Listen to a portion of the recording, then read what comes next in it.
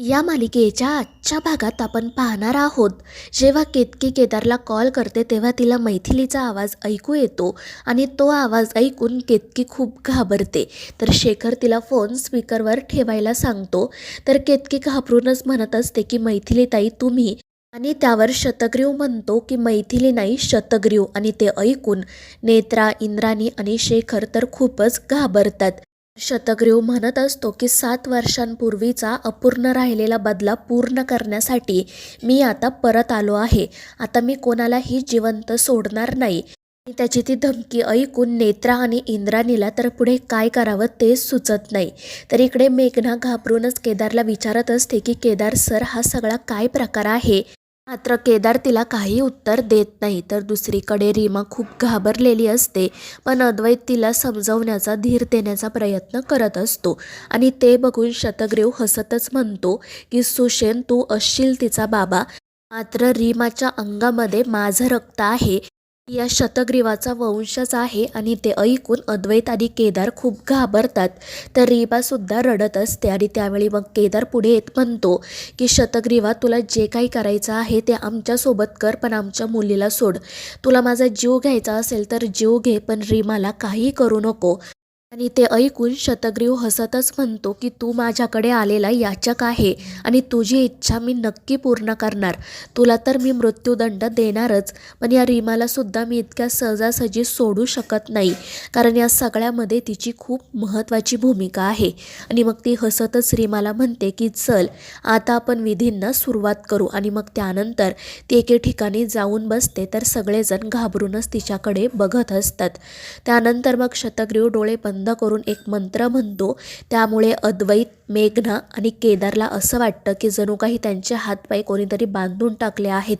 त्यांना जागेवरून हलताही येत नाही. आणि ते बघून रीमा खूप घाबरते. तर शतग्रीव तिला म्हणत असतो की रीमा, इकडे ये माझ्याजवळ. मात्र अद्वैत आणि केदार तिला मोठमोठ्याने ओरडून सांगतात की रीमा, तू कुठेही जायचं नाही. त्यामुळे शतग्रीव खूप चिडतो. तर दुसरीकडे इंद्राणी नेत्राला म्हणत असते की नेत्रा चल, आपल्याला पटकन हा दिवा घेऊन बाहेर पडावं लागेल, कारण आता फक्त रीमा नाही तर अद्वैत आणि केदार दादासुद्धा शतग्रीवच्या ताब्यात आहेत. आणि त्यावर नेत्रा हो म्हणते. तर शेखर त्यांना विचारत असतो की तुम्ही नक्की कुठे चालला आहात आणि हा दिवा कशाचा आहे. त्यावर इंद्राणी सांगते की हा दिवा आम्हाला प्रत्यक्ष देवी आईने दिला आहे. देवी आईने सांगितले की ज्या ठिकाणी या दिव्याची ज्योत विझेल त्या ठिकाणी तुम्हाला शतग्रीवाच्या वधाचा उपाय सापडेल. आणि ते ऐकून की घाबरूनच म्हणते की नेत्रा आणि इंद्राणीताई, प्लीज तुम्ही दोघीसुद्धा जाऊ नका, कोणीतरी एकीने इथे थांबा. इंद्राणी तिला समजावते की नाही केतकी, देवी आईने आम्हाला दिलेलं काम आम्हाला पूर्ण करावंच लागेल. आणि मग ती शेखर आणि केतकीला हे सुद्धा सांगते की आता या घरामध्ये देवी आईचा वास नाही आहे. देवी आई आपलं हे घर सोडून गेली आहे. त्यामुळे शतग्रीव इथे आता कधीही येऊ शकतो आणि त्याचा वध इथेच होणार आहे. त्यामुळे तुम्ही काळजी घ्या, सुरक्षित राहा. आणि ते ऐकून केतकी आणि शेखर तर खूपच घाबरतात. मात्र दुसरा कोणताही मार्ग नसल्यामुळे ते सगळी परिस्थिती सांभाळण्याचा ठरवतात. आणि मग नेत्रा इंद्राणी घरातून बाहेर पडणार इतक्यात ईशा त्या ठिकाणी येते. ती विचारत असते की आई, तू कुठे चालली आहेस, मला सुद्धा तुझ्या सोबत यायचं आहे. पण त्यावर नेत्रा काही उत्तर देत नाही. ती फक्त एकटक ईशाकडे बघत असते. त्यामुळे ईशा विचारते की आई, काय झालं, तू माझ्याकडे अशी का बघते. आणि ते ऐकून नेत्रा तिच्या समोर बसते आणि म्हणते की आई, हे माझं घर आहे, माझं कुटुंब आहे, तू यांचं रक्षण कर. आणि ते ऐकून ईशा म्हणते की आई, तू काय बोलतेस, मला खरंच कळत नाहीये. आणि त्यावर नेत्रा तिला समजावते की ईशा, आता या घराची जबाबदारी तुझ्यावर आहे. तू मला नेहमी विचारायचीस ना की देवी आईने तुला शक्ती देऊन जन्माला का घातलं, तर ते याच क्षणासाठी जन्माला घातलं. जर यापुढे तुला मैथिली आजी दिसली तर लक्षात ठेव, ती मैथिली आजी नसेल तर तो शतग्रीव असेल. त्यामुळे तू त्या शतग्रीवापासून या घराचं, आपल्या माणसांचं संरक्षण करायचं, त्याच्यासोबत लढायचं. आणि ते ऐकून ईशा म्हणते की आई, तू काय बोलतेस, मला कळत नाही, पण मी नक्की सगळ्यांचं रक्षण करेल. आणि ते ऐकून मग नेत्रा आणि इंद्राणी घरातून बाहेर पडतात. तर दुसरीकडे शतग्रीवाने ते काजळ तयार केलेले असते आणि मग त्यानंतर तो रीमाला त्याच्याजवळ बोलावू लागतो. अद्वैत आणि केदार रीमाला थांबवण्याचा खूप प्रयत्न करत असतात, मात्र रीमा त्यांचं ऐकत नाही. ती नाईलाजाने शतग्रीवाच्या जवळ जाऊन उभी राहते. त्यामुळे अद्वैत आणि केदार तर खूप घाबरतात. आता पुढे काय होणार याची त्यांना भीती वाटत असते.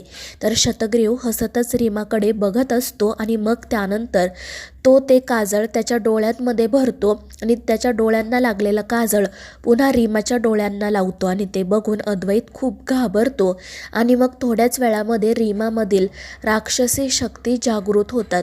तिचे डोळे पूर्णपणे लाल झालेले असतात आणि ते बघून शतग्रीव खुश होतो आणि मोठमोठ्याने हसू लागतो. दुसरीकडे नेत्रा आणि इंद्राणी तो दिवा घेऊन घरातून बाहेर पडतात. देवी आईने सांगितलेल्या दिशेला त्या दोघीजणी जाण्यासाठी निघतात. तर इकडे रीमाचे डोळे बघून अद्वैत आणि केदार तर खूपच घाबरतात. तर रीमाला कशाचंही भान नसतं. ती फक्त रागातच अद्वैतकडे आणि केदारकडे बघत असते. अद्वैत मोठमोठ्याने ओरडत असतो, रीमाला भानावर आणण्याचा प्रयत्न करत असतो आणि मग त्यानंतर रीमा अचानक भानावर येते. ती रडत म्हणत असते की बाबा, माझे डोळे खूप दुखत आहेत, मला खूप त्रास होतोय आणि ते ऐकून अद्वैतही रडू लागतो. तर दुसरीकडे नेत्रा आणि इंद्राणी विरोचकाचा वध कसा करता येईल याचा उपाय शोधत तो दिवा घेऊन सगळीकडे फिरत असतात. तर इकडे केदार आणि अद्वैत शतग्रीवला म्हणत असतात की तुला आमचा जीव घ्यायचा असेल तर तू आमचा जीव घे, पण आमच्या मुलीला सोडून दे. पण शतग्रीव काही ऐकत नाही. तर दुसरीकडे नेत्रा आणि इंद्राणी जात असताना एके ठिकाणी दिव्याची ज्योत फडफडू लागते आणि त्यामुळे नेत्रा इंद्राणीला असं वाटतं की कदाचित दिवा विझेल, पण तसं काही होत नाही. त्यामुळे मग त्या पुढे जाण्यासाठी निघतात. तर नेत्रा आणि इंद्राणीने चप्पलसुद्धा न घातल्यामुळे त्यांच्या पायामध्ये अनेकदा काटे टोचतात, मात्र तरीही त्या थांबत नाही, पुढे जाऊ लागतात. तर दुसरीकडे केतकी मैथिलीचा फोटो बघून खूप रडत असते. ईशासुद्धा तिच्या जवळच असते. केतकी म्हणत असते की मैथिली ताई, मला माफ करा, मी तुम्हाला समजून घ्यायला खूप वेळ लावला. 7 वर्ष मी तुमच्याशी वाईट वागले, खरंच मला माफ करा, मला माझ्या या कृत्याचा खूप पश्चाताप होतोय. तरी ईशा तिला समजावत म्हणत असते की काकू आजी प्लीज तू रडू नको ना, जर तू रडलीस ना तर मला सुद्धा रडायला येईल. आणि तितक्यात शेखर त्या ठिकाणी येतो. केतकी रडतच त्यालाही म्हणत असते की शेखर भाऊजी, आपल्याकडून खरंच खूप मोठी चूक झाली आहे, आपण मैथिलीताईंना समजून घ्यायला खूप वेळ लावला.